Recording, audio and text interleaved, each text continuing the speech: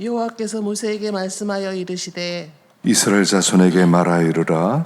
누구든지 여호와의 계명 중 하나라도 그릇 범하였으되 만일 기름 부음 받은 제사장이 범죄하여 백성의 허물이 되었으면 그가 범한 죄로 말미암아 흠 없는 수송아지로 속죄물을 삼아 여호와께 드릴지니 그 수송아지를 회막문 요 앞으로 끌어다가 그 수송아지의 머리에 안수하고 그것을 여호와 앞에서 잡을 것이요.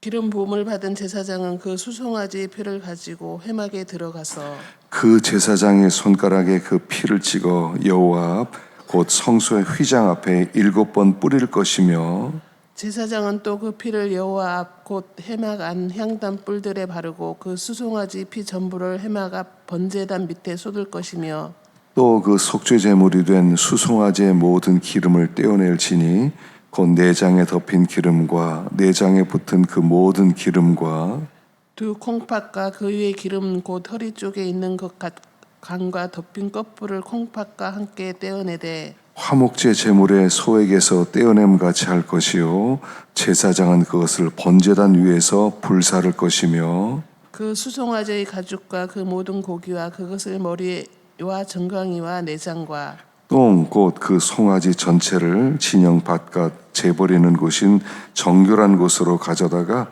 불로 나무 위에서 사르되 곧 재버리는 곳에서 불사를 지니라. 만일 이스라엘 온 회 중에 여호와의 계명 중 하나라도 부지 중에 범하여 허물이 있으나 스스로 깨닫지 못하다가 그 범한 죄를 깨달으면 회중은 수송아지를 속죄제로 드릴지니 그것을 회막 앞으로 끌어다가 회중의 장로들이 여호와 앞에서 그 수송아지 머리에 안수하고 그것을 여호와 앞에서 잡을 것이요 기름 부음 받은 제사장은 그 수송아지의 피를 가지고 회막에 들어가서 그 제사장이 손가락으로 그 피를 찍어 여호와 앞 휘장 앞에 7번 뿌릴 것이며 또 그 피로 회막 안 여호와 앞에 있는 제단 뿔들에 바르고 그 피 전부는 회막문 앞 번제단 밑에 쏟을 것이며 그것의 기름은 다 떼어 제단 위에서 불사르되 그 수송아지를 속죄제의 수송아지에게 한 것 같이 알지며 제사장이 그것으로 회중을 위하여 속죄한즉 그들이 사함을 받으리라. 그는 그 수송아지를 진영 밖으로 가져다가 첫 번 수송아지를 사름같이 불사를지니 이는 회중의 속죄제니라. 만일 족장이 그의 하나님 여호와의 계명 중 하나라도 부지 중에 범하여 허물이 있었는데 그가 범한 죄가 누가 그에게 깨우쳐 주며 그는 흠 없는 순염소를 예물로 가져다가 그 순염소의 머리에 안수하고 여호와 번제물을 잡는 곳에서 잡을지니 이는 속죄제라. 제사장 그 속죄 제물의 피를 손가락에 찍어 번제단 뿔들에 바르고 그 피는 번제단 밑에 쏟고 그 모든 기름은 화목제 제물의 기름같이 제단 위에서 불사를 지니 이같이 제사장이 그 범한 죄에 대하여 그를 위하여 속죄한즉 그가 사함을 얻으리라. 만일 평민의 한 사람이 여호와의 계명 중 하나라도 부지 중에 범하여 허물이 있었는데 그가 범한 죄를 누가 그에게 깨우쳐 주면 그는 흠없는 암염소를 끌고 와서 그 범한 죄로 말미암아 그것을 예물로 삼아 그 속죄 제물의 머리에 안수하고 그 제물의 번제물을 잡은 곳에서 잡을 것이요 제사장은 손가락으로 그 피를 찍어 번제단 뿔들에 바르고 그 피 전부를 제단 밑에 쏟고 그 모든 기름을 화목 제물의 기름을 떼어낸 것 같이 떼어내 제단 위에서 불살라 여호와께 향기롭게 할지니 제사장이 그를 위하여 속죄한즉 그가 사함을 받으리라. 그가 만일 어린 양을 속죄 제물로 가져오려거든 흠없는 암컷을 끌어다가 그 속죄제 제물의 머리에 안수하고 번제물을 잡는 곳에서 속죄물로 잡을 것이요 제사장은 그 속죄 제물의 피를 손가락으로 찍어 번제단 뿔들에 바르고 그 피는 전부 제단 밑에 쏟고 함께 그 모든 기름을 화목제 어린 양의 기름을 떼낸 것 같이 떼내어 제단 및 여호와의 화제물 위에서 불사를 지니 이같이 제사장이 그를 범한 죄에 대하여 그를 위하여 속죄한즉 그가 사함을 받으리라. 아멘. 할렐루야. 참 좋은 아침입니다. 오늘도 주님 앞에 나온 여러분들에게 하나님의 은혜가 넘치고 하여간 하나님이 우리와 함께 하십니다. 그 사실을 믿고 오늘도 두려워하지 말고 또 걱정하지 말고 담대하게 또 전진하는 하루 되시기를 축원합니다. 자, 오늘 여기 본문에는 속죄제에 대한 규례에 대해서 나와 있죠. 속죄제. 그래서 여기 이제 네 종류의 죄를 범한 사람들이 쭉 나옵니다. 제일 먼저 제사장, 그 다음에 회중들, 그 다음에 족장들, 그 다음에는 평민들. 죄를 떠나서는 사람이 살 수가 없어요. 그래서 죄를 범하게 되었을 때 반드시 속죄제물을 드려라. 번제와 소제와 화목제는 자원제예요. 해도 되고 안 해도 돼요. 그러나 이 속죄제와 속건제는 반드시 드려야 돼요. 그래서 왜냐하면 죄가 있는 곳에서는 하나님이 함께 할 수 없어요. 항상 우리가 생각이 됩니다. 거룩하신 하나님은 죄 있는 곳에 머물 수가 없어요. 그래서 죄를 범하면 반드시 속죄제를 드려서 죄속함을 받고 나서야 하나님의 임재 가운데 살 수 있다 하는 것입니다. 근데 여기 가장 항상 강조되는 것은 뭐냐면 2절에 보면 있는 것처럼 이스라엘 자손에게 말하 이르라 누구든지 여호와의 계명 중 하나라도 그릇 범하였으되 그래 하나라도 이게 계속 나와요. 또 회중들이 하나라도 죄를 범하였으면 족장들도 하나라도 죄를 범하였으면 평민들도 하나라도 죄를 범하였으면 하여간 하나라도 죄를 범하면 속죄제물을 드려야 돼요. 그러니까 구약의 백성들이 얼마나 조심했겠습니까? 하나라도 죄를 범하면 반드시 제물을 드려야 되는 거예요. 그래서 우리가 죄라고 하는 것은 하나라도 남김없이 다 처단해야 돼요. 하나님 앞에 나가고 하나님의 임재를 사모하는 사람은 죄 하나라도 있으면 다 회개해야 돼요. 그렇지 않으면 하나님이 그것에 함께 하실 수가 없어요. 또 하나님이 역사할 수도 없어요. 하나님이 동행할 수가 없어요. 그래서 성도의 삶은 회개하는 삶이다 하는 것입니다. 하나라도. 여러분 항상 돌이켜서 내가 하나님 앞에 하나라도 하나님이 기뻐하지 않는 것이 있을까 우리가 살펴야 된다는 겁니다. 두 번째는 죄를 속하는 방법은 피예요. 피밖에 없어요. 피라고 하는 것은 생명입니다. 죄에 대해서는 반드시 생명의 대가를 요구한다는 거예요. 그냥 지금 우리가 예수님 때문에 우리가 구원받았지만 그래서 우리가 더 이상 속죄 제물을 드리지는 않지만 그런데 예수님께서 피를 흘리셨다는 거예요. 피를 흘리셨다는 것은 생명을 내놨다는 것입니다. 우리가 이걸 잊으면 안 돼요. 죄란 작은 사건이 아니라는 거예요. 죄란 굉장한 사건이라는 거예요. 목숨 걸고 죄를 짓는 거예요. 목숨 걸고 예수님의 목숨 걸고 죄를 짓는 것입니다. 그러니까 이 죄라고 하는 것이 얼마나 두려운 것이냐는 거예요. 피 없이는 죄 사함이 없다 그랬어요. 피 없이. 그래서 피예요. 자, 지금 우리 시대는 세 번째는 예수님이 속죄 제물이 되어 주셨다 하는 것입니다. 단번에 우리의 모든 죄를 다 사해 주셨어요. 그래서 우리가 하나님 앞에 나갈 때는 예수의 이름으로 나간다는 겁니다. 예수의 이름. 그리고 예수의 이름으로 나가면 그 어떤 죄든지 다 사함을 받아요. 그래서 예수의 보혈의 능력이 있는 거예요.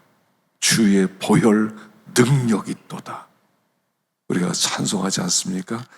예수님의 피는 보혈의 능력이에요. 모든 죄, 어떤 죄든지 깨끗함을 받게 하시는 하나님의 능력이라는 거예요. 이 땅에 그 무엇으로도 우리의 죄를 씻을 수가 없어요. 구약에서는 임시적이에요. 임시적. 그러나 그림자였지만 지금 실제가 되신 실제 속죄 제물이 되신 예수 그리스도 그분이 우리의 죄를 십자가에서 씻어주셨다 하는 것입니다. 그러면 어떻게 됩니까? 우리들은요 두 가지예요. 그래서 첫째는 감사해요. 나를 위해 죽으셨다. 구원의 은혜 감사해요. 항상 감사해요. 두 번째는 회개예요. 우리 생활은 신앙생활은 항상 두 가지예요. 감사와 회개 생활이에요. 두 가지를 놓치면 안 돼요. 우리는 하루라도 죄를 짓지 않고 살 수가 없어요. 그렇기 때문에 항상 예수의 보혈 안에 사는 거죠. 그래서 그 보혈의 능력을 힘입어서 감사하고, 주님, 웬 은혜입니까? 나를 위해 죽어주셨습니다. 감사합니다. 그리고 우리가 모든 죄에 대해서 예수의 이름으로 하나님 앞에 계속 나가는 거예요. 예수의 보혈을 힘입어 주님 앞에 나옵니다. 고백하게 될 때 우리 하나님을 씻어주시고 정결하게 하시고 또 그곳에 하나님이 임재해 주시는 것이다 하는 것입니다. 시편 1편과 2편 봉독해 주시기 바랍니다. 복 있는 사람은 악인의 길을 따르지 아니하며 죄인의 길에 서지 아니하며 오만한 자들의 자리에 앉지 아니하고 오직 여호와의 율법을 즐거워하여 그 율법을 주야로 묵상하는도다. 그는 시냇가에 심은 나무가 철을 따라 열매를 맺으며 그 잎사귀가 마르지 아니함 같으니 그가 하는 모든 일이 다 형통하리로다. 악인들은 그렇지 아니하며 오직 바람에 나는 겨와 같도다. 그러므로 악인들은 심판을 견디지 못하며 죄인들이 의인의 모임에 들지 못하리로다. 무릇 의인들의 길은 여호와께서 인정하시나 악인들의 길은 망하리로다. 어찌하여 이방 나라들이 분노하며 민족들이 헛된 일을 꿈꾸는가? 세상의 군왕들이 나서며 가는들이 서로 깨하여 여호와와 그의 기름 부음 받은 자를 대적하며 우리가 그들의 맨 것을 끊고 그 결박을 벗어버리자 하는도다. 하늘에 계신 이가 웃으시며 주께서 그들을 비웃으시리로다. 그때 분을 바라며 진노하사 그들을 놀라게 하여 이르기를 내가 나의 왕 내 거룩한 산 시온에서 세웠다 하시리로다. 내가 여호와께 명령을 전하노라. 여호와께서 내게 이르시되 너는 내 아들이라. 오늘 내가 너를 낳았도다. 내게 구하라. 내가 이방 나라를 내 요보를 주리니 내 소유가 땅끝까지 이르리로다. 내가 철창으로 그들을 깨뜨리며 질그릇같이 부수리로다 하시도다. 그런즉 군왕들아 너희는 지혜를 얻으며 세상의 재판관들아 너희는 교훈을 받을지로다. 여호와를 경외함으로 섬기고 떨며 즐거워할지어다. 그의 아들에게 입맞추라. 그렇지 아니하면 진노하심으로 너희가 길에서 망하리니 그의 진노가 급하심이라. 여호와께 피하는 모든 사람은 다 복이 있도다. 아멘. 아멘. 수고하셨습니다. 복 있는 사람은 어떤 사람이냐 하는 것입니다. 여호와의 율법을 즐거워하여 그 율법을 주야로 묵상하는 사람, 이 사람이 복 있는 사람이라는 거죠. 다시 말하면 어떤 사람이 복 있느냐? 그 사람의 심령 가운데 하나님의 말씀으로 가득 채운 사람이 복 있는 사람이라는 거예요. 왜냐하면 말씀이 있는 곳에는 하나님이 함께 계세요. 말씀이 하나님이시거든요. 그 말씀이 있는 곳에 하나님이 계시기 때문에 말씀을 즐거워하고 그 말씀을 주야로 묵상하는 곳에 하나님이 함께하는 거예요.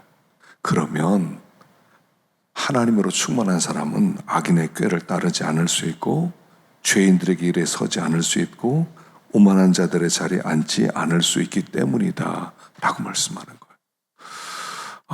하나님이 없으면, 말씀이 없으면 사람은 악인의 꾀를 따라가게 돼 있어요.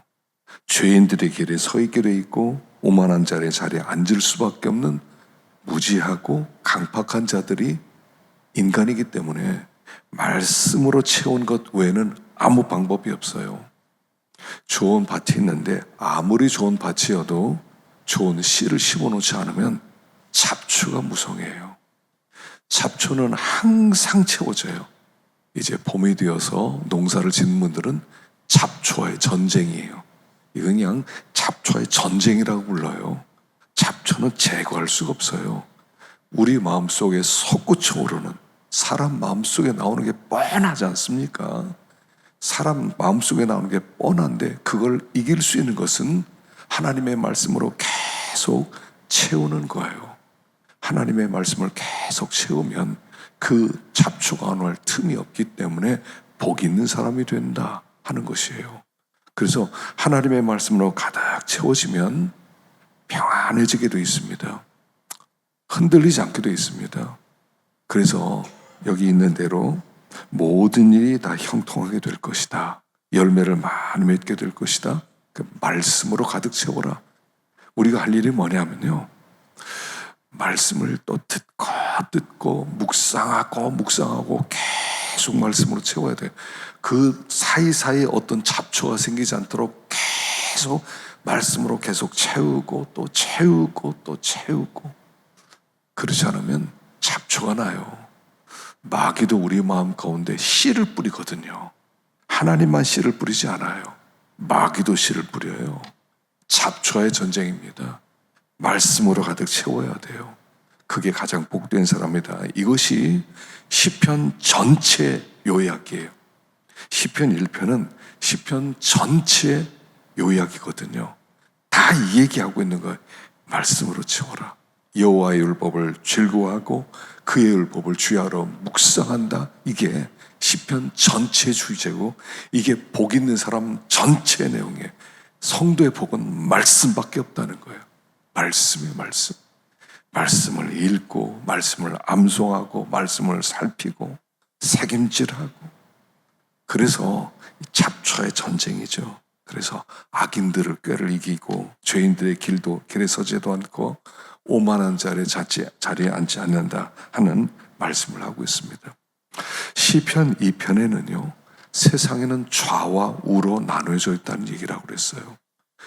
우는 뭐냐면 다윗의 길을, 하나님의 말씀을 따라 순종하는 사람들의 길을 따라가는 사람들을 우 이렇게 얘기하고, 좌 할 때는 인간의 길을 따라가는 사람들의 꾀를 쓰고 사람들의 편리함을 따라가고 하나님의 말씀을 왜곡시키고 하나님의 말씀을 짓밟고, 이게 좌.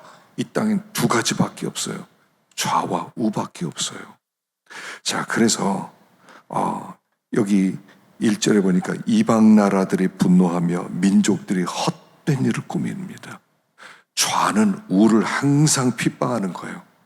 우는 핍박을 받게 돼 있어요.